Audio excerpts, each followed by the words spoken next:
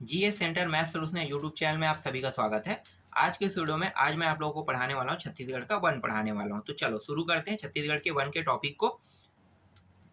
तो यहाँ पे देखो, यहाँ पे दो डाटा दिया हुआ है। एक डाटा है फॉरेस्ट विभाग का और एक है राज्य के वन रिकॉर्डेड का है। ठीक है, राज्य के वन रिकॉर्डेड का अलग डाटा है और फॉरेस्ट विभाग का अलग डाटा है। फॉरेस्ट विभाग जो होता है वो इंडिया लेवल होता है। तो इंडिया लेवल के जो लोग हैं, जो फॉरेस्ट में काम करने वाले हैं, उन्होंने एक डाटा तैयार किया है कि किस राज्य में कितना वन पाया गया है।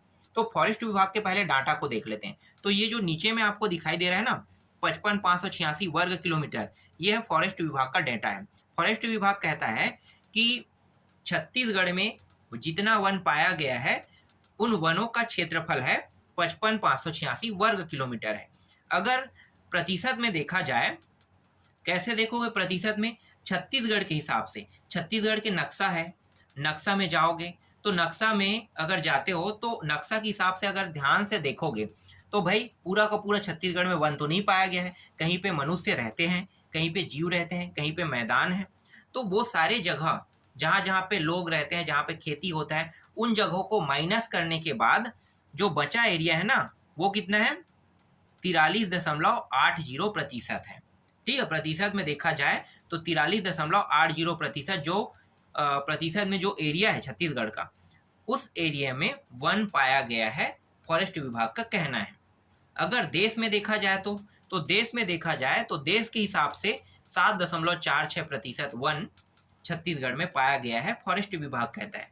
लेकिन यहाँ पे राज्य के भी वन रिकॉर्डेड है। तो राज्य के जो वन रिकॉर्डेड है, इसके तहत अगर देखते हैं तो 59,772 वर्ग किलोमीटर राज्य के वन रिकॉर्डेड में दिया हुआ है।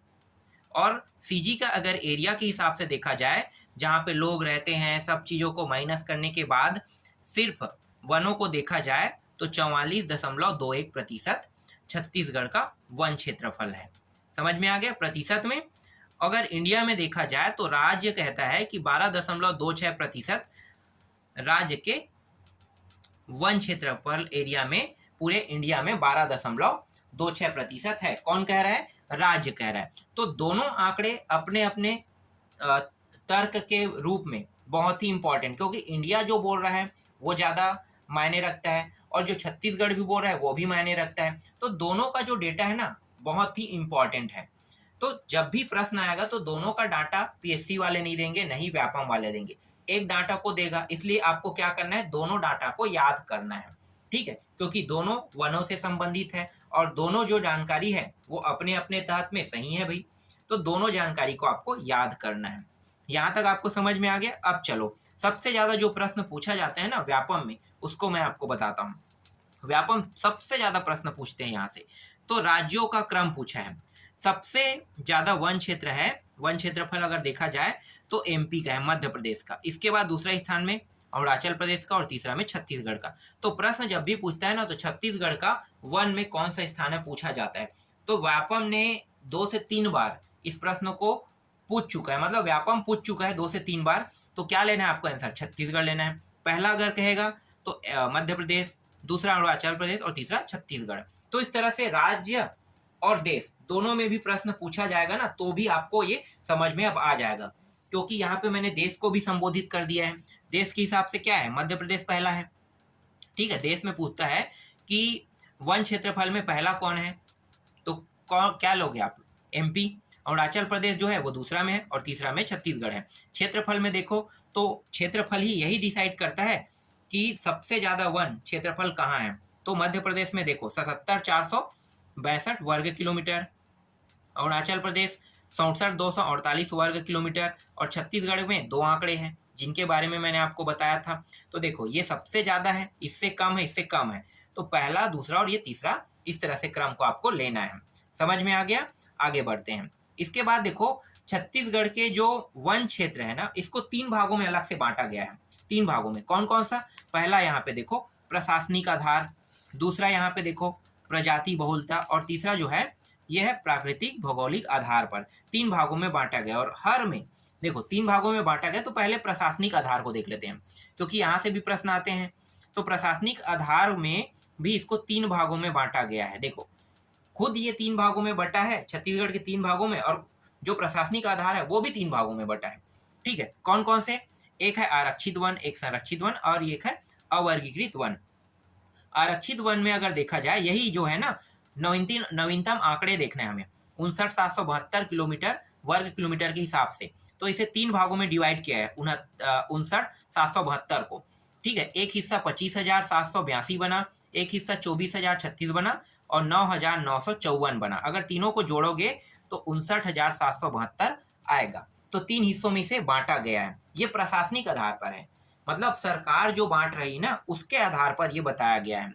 प्रतिशत में अगर देखा जाए तो आरक्षित वन में 43.13% आता है, संरक्षित वन में 40.21% आता है और अवर्गीकृत वन में 16.65% हिस्सा आता है। अब आरक्षित वन के बारे में एक चीज मैं बताना चाहूंगा। आरक्षित वन में जो लकड़ी होते हैं ना, उन लकड़ियों को काटा नहीं जा सकता। अब लकड़ी क्या कहेंगे भाई? पेड़ कहेंगे उसे। ठीक है, पेड़ कहो, क्योंकि पेड़ को वहां पे काटा नहीं जा सकता। पेड़ काटने पर रोक है। कहाँ पे? आरक्षित वन में। आरक्षित वन से आप समझ सकते हैं राष्ट्रीय उद्यान, ठीक है, नेशनल पार्क। नेशनल पार्क को आरक्षित वन की सूची में रखा गया है। संरक्षित वन में थोड़ा बहुत लकड़ी लाने के वहाँ पे चांसेस होते हैं। वहाँ पे थोड़ा बहुत लकड़ी, जलाऊ लकड़ी आप ला सकते हैं। जैसे कि अभ्यारण्य जो होते हैं ना, अभ्यारण्य को मान सकते हो कि अभ्यारण्य एक प्रकार से संरक्षित वन है। वहाँ पे क्या है, आप पेड़ तो नहीं काट सकते, लेकिन वहाँ से आप लकड़ी चुन के ला सकते हो, जलाऊ लकड़ी। ठीक है, जलाऊ लकड़ी ला सकते हो, जबकि आरक्षित वन में ऐसा कोई भी प्रावधान नहीं है। फिर अवर्गीकृत वन है। अवर्गीकृत वन में क्या होगा? अवर्गीकृत जो होता है वो गांव या नगर के जो पेड़ पौधे होते हैं उसे अवर्गीकृत वन में रखा गया है। ये जो अवर्गीकृत वन है ना, ये राजस्व विभाग के अंतर्गत आता है। तो इसमें कोई बड़ा मुद्दा तो नहीं है, बस इसे आप जान लो। ठीक है, आगे देखते हैं। इसके बाद अगला जो है वो है प्रजाति बहुलता है। प्रजाति बहुलता, तो प्रजाति बहुलता क्या है भाई? तो देखो, प्रजाति बहुलता जो है इसे भी 3 भागों में बांटा है। एक तो है मिश्रित वन, यहाँ से कई बार प्रश्न पूछा जा चुका है, मिश्रित वन का हिस्सा पूछा गया है ना। एक है साल वन और एक है सागौन, क्योंकि मिश्रित वन जो है ना छत्तीसगढ़ में सबसे ज्यादा पाया गया है, तो इसका प्रतिशत भी ज्यादा रहेगा। जो वन सबसे ज्यादा पाया जाएगा उस वन का प्रतिशत सबसे अधिक होता है। तो मिश्रित वन का जो प्रतिशत है वो है 43.52%। और अगर क्षेत्रफल में देखा जाए तो 2612 वर्ग किलोमीटर है। 26.012 है ना वर्ग किलोमीटर। साल वन को अगर देखा जाए तो साल वन का प्रतिशत 40.56% है।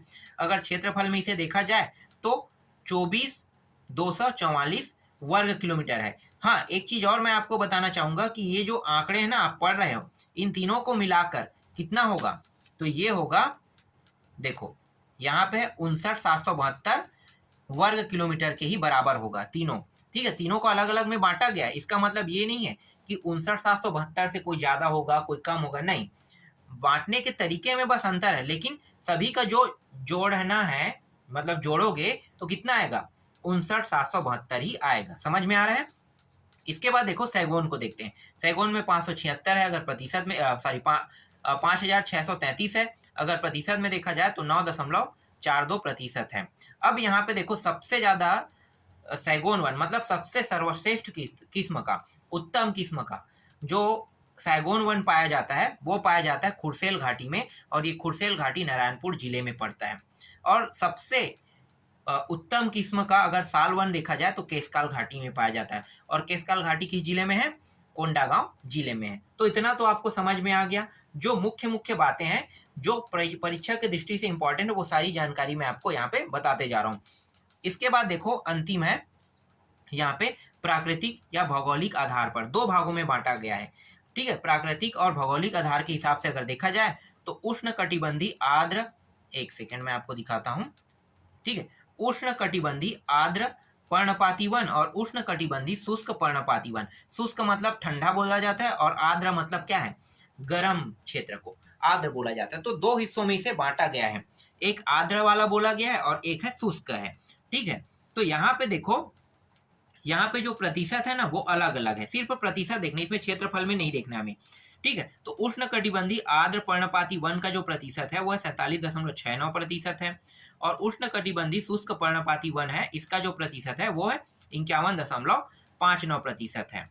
वर्षा को देखा जाए तो जहाँ पे आर्द्र होता है, मतलब जहाँ पे गर्मी ज़्यादा होता है, वहाँ पे ज़्यादा बारिश होता है, तो वहाँ पे वर्षा कितना होगा, 100 से 150 सेंटीमीटर वर्षा होगा।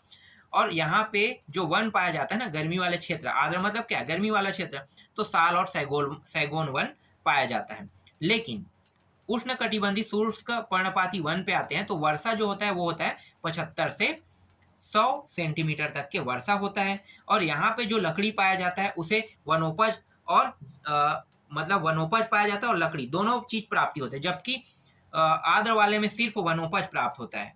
ठीक है, वनोपज, वन से उपज होने वाली वस्तु।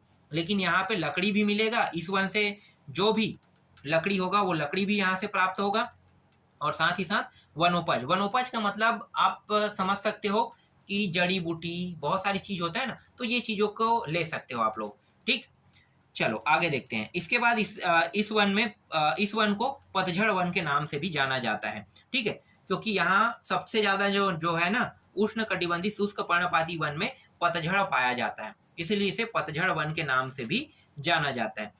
और ये जो वन है ये मुख्य रूप से महानदी बेसिन घाटी में पाया जाता है, जबकि ये वाला जो वन है ये उत्तर और दक्षिण बस में पाया जाता है। उत्तर एरिया, छत्तीसगढ़ के उत्तर एरिया और छत्तीसगढ़ के सिर्फ दक्षिण एरिया में आर्द्र पर्णपाती वन पाया जाता है, और महानदी बेसिन में उष्ण कटिबंधीय शुष्क पर्णपाती वन पाया जाता है। तो इस तरह से इस वीडियो में मैंने पूरा कंप्लीट करा दिया वन को। जितना मैंने बताया सिर्फ आपको उतना ही पढ़ना है, इससे ज्यादा आपको पढ़ने की आवश्यकता नहीं है।